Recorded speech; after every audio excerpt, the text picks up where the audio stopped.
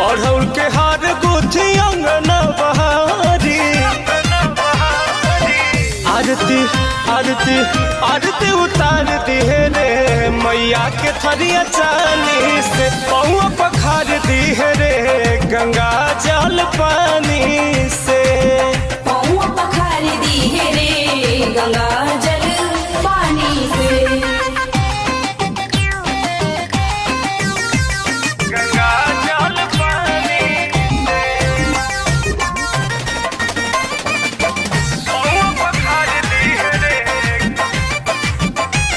गंगा जल पानी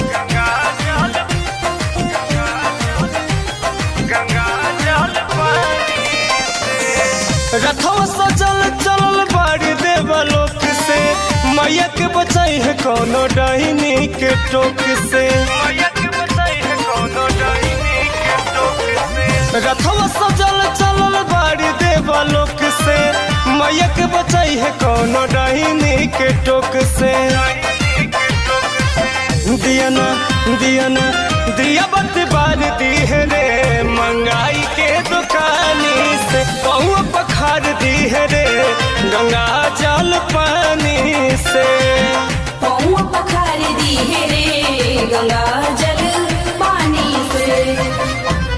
गंगा जल पानी से अवतरी मैया मालिक अवतरी मैया मालिक गंगा जल पानी से। 9 दिन पूजा पाठ संग ही करई है विज्ञ अखिलेश से पाचरा गवई है। विज्ञ अखिलेश से पाचरा गवई है।